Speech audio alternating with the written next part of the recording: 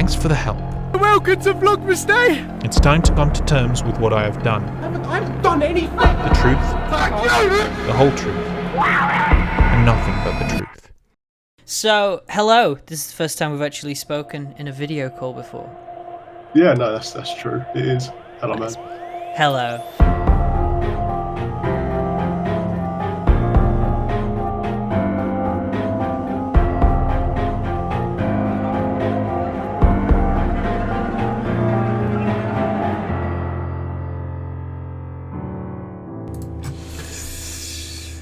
Hi.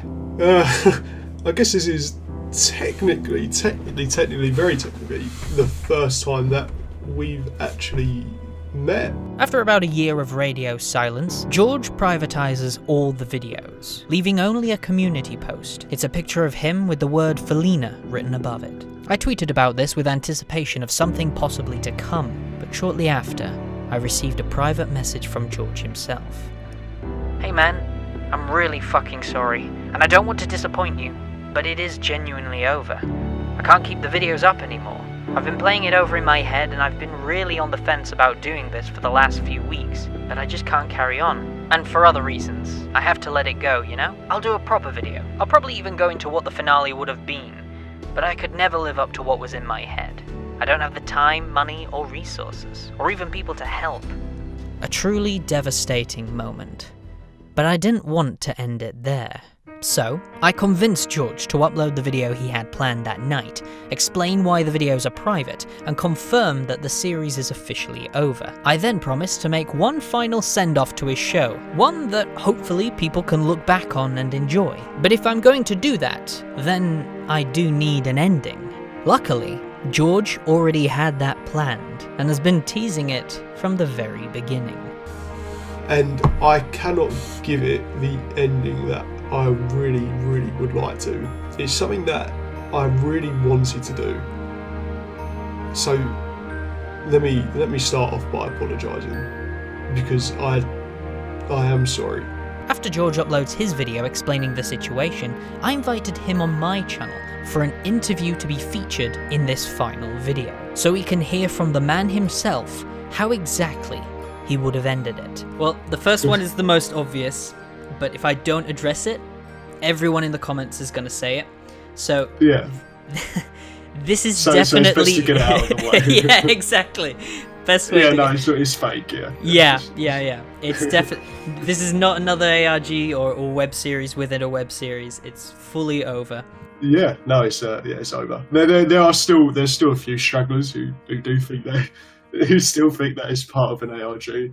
I discussed with George some of the events that took place on Seventybroad, because it turned out that some of them were actually real. So I'm going to go through the list, and then you're obviously going to say real or fake, and then the ones that were real obviously will have a little bit of a talk just to clarify what they are. So I guess we'll start with the one that is most obvious, the police involvement.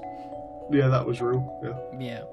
When did the police actually come to your house and investigate you? Because was it on the similar time when you uploaded the postponing video due to uploads, or was it like a couple of months prior? No. So yeah, that was about September 2016, I think, a month after. But the video where it sort of blends into reality, that was actually after the whole police thing had ended, and they said to me that you're no longer under investigation. Okay, so you've gone through the whole case, and then you were like, well, I'm going to incorporate this into the show then, and then... Yeah. I guess we'll move on to the next little event to ask if this was real or fake. Getting in trouble with your university over your web series. That was half real. Yeah, half real. Okay. Yeah. Basically, that video, my university threatened me over my YouTube channel, secretly recorded meeting. Do you remember that one? Yeah. Okay, so I get a call yesterday from this guy at university, I won't say his name, and he calls me up and he's like, George, we've seen the videos, you need to come in and talk to us. That was real, that bloke, that was real, that was a real recording. And he was like, if I couldn't finish one, how could any of the students here finish one if they saw it? The rest of the events were, not surprisingly, fictional. Getting expelled from university. That's fake, yeah. That was fake. Is it? No way. Yeah, Next, that you'll was be fake. telling me getting evicted from your house was fake. That was also fake. Oh no! What about living in your car? That was fake. Oh my god. It all goes downhill from here. Getting mugged. That was I love that video. I absolutely love that video. You got Keemstar to cover you. How cool is that? So the last one that I've written down, the Fox Seventybroad YouTube channel. That was real. That was real. That's not real. There's so many people. I'm saying it's real to wind them up. I then moved on to how George would have ended the show. In his thanks for watching video, which is the video he uploaded explaining that the series was over, he said that the finale would have been 3 final videos, all shot from the third person. So it wasn't going to be a vlog style video that we'd come accustomed to. Yeah, so basically what was going to happen was there were going to be 3 episodes at the end. The first video would have been titled The Truth, the second one titled The Whole Truth, and the third one called A Nothing But the Truth. So let's obviously imagine that we're back in September of 2018, your finale is going to happen. What was going to be in the first video of this? So really there were going to be 4 videos. The first video was going to be titled Final Upload. And it was basically going to be George in his house after months of not talking to anybody or having any interaction with anyone apart from going to work and his stepdad. And you can see him sort of like starting to lose it a bit because his dad's taken away his car, all this, like he's making him go to work for him, he's not letting him out of the house, he's being really controlling. And then it was going to end with George picking up a gun or a knife. I didn't really decide on that. I didn't know whether it would be worth it to risk using a gun in it again. The second video was going to be titled The Truth, and it was going to start off sort of panning over the old abandoned house where George was supposedly hiding out in the beginning. And then it was going to show George in a straitjacket, just in that room still, with his beard grown out and his hair long. And then it was going to cut to present day. It was just going to show George with a bloody knife outside his dad's work. But that's basically the gist of it. It was going to have like a little message like everything past this point really happened. It was going to have like the dates of it, of when it happened. And then the second episode, The Whole Truth. I don't know, you know the Crazy Ollie 2007. That on that day when that video was filmed, that was George and his brother Ollie out exploring, and then they go to this abandoned house where everything's been filmed, and then they start fucking about with something, and then the roof collapses on Ollie. Ollie dies, and George George's mum blames him. George's stepdad also blames him, and it was going to have like a little montage of him growing up and being abused by his stepdad and his mum. And becoming like a really closet sort of sociopath because of his dead brother. And the thing is, he always blamed himself. That's why Ollie's in his head. It was going to be the reveal that everything you've been watching has been Ollie, George's dead brother, who died in basically the abandoned house where we were filming Seventybroad at the beginning. For all you fuckers who keep saying my name isn't George, there you go. There's my face. Yeah, and it was basically going to be that you'd see that montage and you'd have Ollie talking to the camera, just saying like, my name is Ollie, I'm George's dead brother, and then that was going to be it, just cut to black. For anyone confused about this explanation, allow me to delve a little deeper. The second video, we would see the entire life of George from when he was a kid to the day he murdered his stepdad. During that time, we see Ollie, his twin brother, die in an abandoned house when they were kids. Ever since then, George has created a version of Ollie inside his head after years of being blamed for his death. What we are seeing on Seventybroad's YouTube, Twitter, and Discord server, or anywhere else on the internet, is a fictional story that George made up inside his head.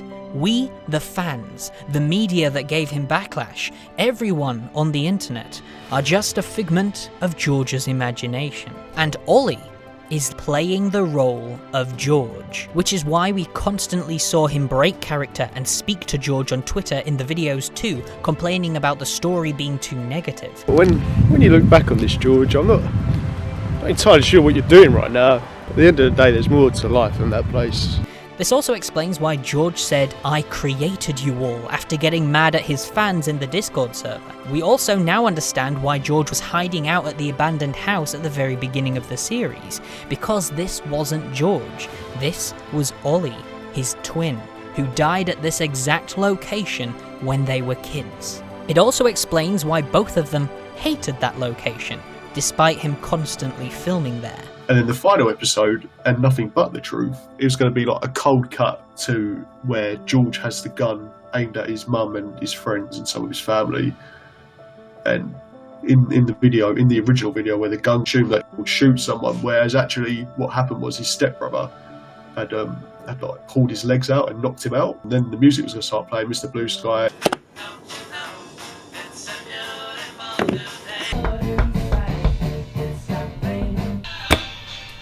The music was going to start playing, Mr. Blue Sky, and it was going to cut. The way I explain it isn't really going to do it justice, but it's just going to basically be, it's going to cut to George with a skinhead. I was actually going to shave my head for the finale. I don't think you'll go bald when you're older. You don't think I'll go bald? And it was going to show George in his cell. There was all going to be like rushing through. You'd see like some of his family visiting him. And then like the reveal at the end would be that it was cell number 70 and it was Broadmoor Hospital the whole time. And yeah, he was in Seventybroad, but he couldn't come to terms with what he'd done, i.e. killing like his dad and everyone. Mm-hmm. He couldn't come to terms with that, so he was pretending that actually what he was doing was making a show, and Ollie was still alive and all that. It would have been good, I think, but it wasn't to be. Yeah. It definitely sounds like it was. Yeah, it's a shame it wasn't meant to be, because I do actually quite like that little 3-part ending. And thanks, man. Maybe someone can animate it one day. Yeah. Maybe someone can add the visuals over your narration. Yeah. Maybe someone can, Jamie. Because of his love for movies and TV shows, he created one within his head and giving his dead brother the leading role, because he couldn't accept what he had done to his stepdad and co-workers, and if his cousin hadn't knocked him out, he could have possibly killed his mother too. I just thank you all very much, and yeah, and it was nice to finally get it out. It really was. It's a shame the real George didn't get to finish his story the way he wanted to, but sometimes life just gets in the way. Even though we didn't get to see the ending, it's nice to know exactly how he would have done it, tying up loose ends in a nice little bow for us all to enjoy in a 3-part finale. It's nice not to worry about it anymore. George has also made all the videos public once again for anyone who wants to dive into the story of Seventybroad. I've also got an extended version of this particular interview with me and George over on my second channel. It was awesome. It really was. The real George is living a happy life, whereas the fictional George now lives at Broadmoor Hospital in cell number 70. He's finally accepted where he is. He's now come to terms with what he has done. He is the killer at Seventybroad.